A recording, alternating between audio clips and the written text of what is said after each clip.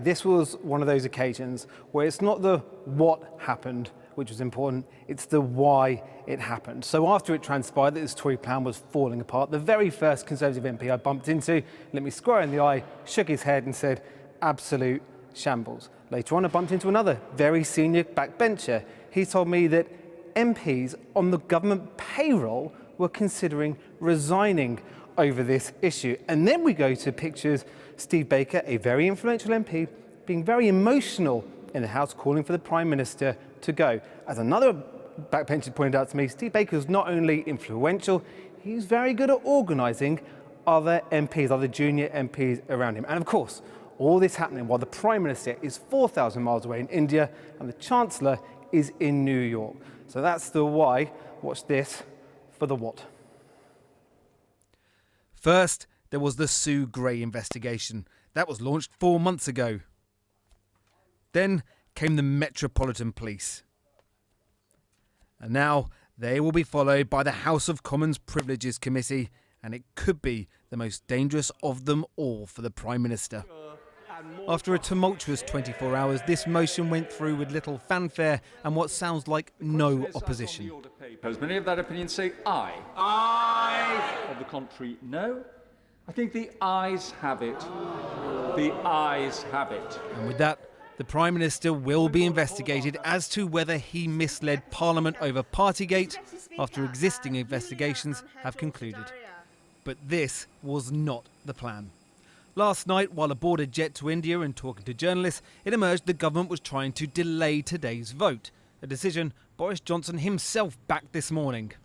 Why are you kicking this into the long grass? I'm very keen for every possible form of scrutiny, and if the House of Commons can do, I think, whatever it wants to do. But all I would say is I don't think that that should happen until the investigation is completed. Then, the turn of the Education Secretary to defend delay on breakfast TV. So should he resign? So what I think the right thing to do is to follow due process. Due process is important.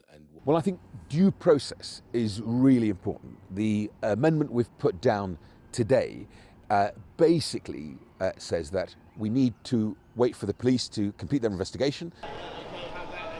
But as the PM was selling the virtues of British industry in India, and just 15 minutes before the parliamentary debate was due to start, a screeching U-turn.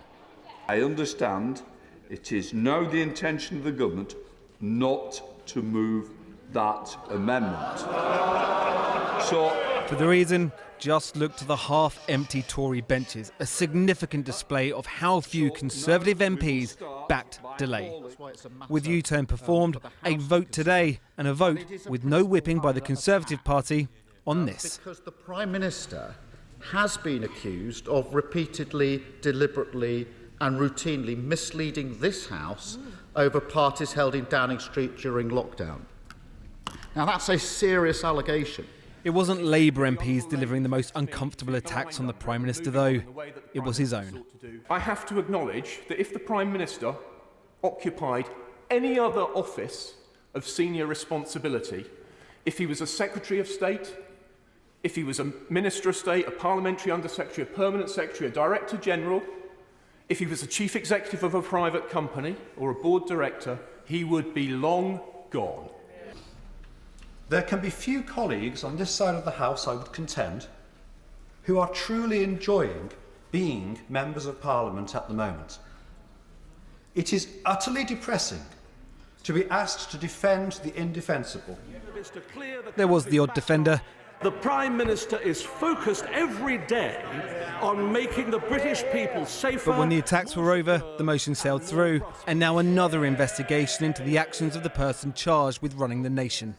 We still don't know when the Sue Gray report will be published, and she's not expected to issue a judgment on the Prime Minister's behaviour.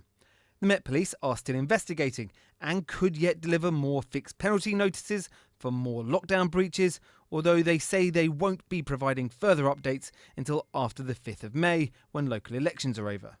Now, when both of those are done, the Privileges Committee have the ability to call anyone they want for interview, request photographs of parties should they exist, and crucially, will decide whether the Prime Minister intentionally misled Parliament. They can either force him to make a new apology, or they can suspend him from the House for 1, 2, 3, or even 10, 15, 20 days. And if it's more than 10 days, then you would have a recall petition in his constituency, where if 10% of his constituents wanted him to be thrown out, he'd be thrown out. So this is high risk for the Prime Minister? It's about as high risk as it can go. But, I mean, the big point here is he's toast. He knows he's toast because there aren't enough Conservative MPs who were prepared to come in here today to vote to protect him. The Prime Minister had hoped by the time he returned from India, he would have some space to govern for a while, free from the shadow of Partygate. Instead, this is a weight still firmly stuck around his neck.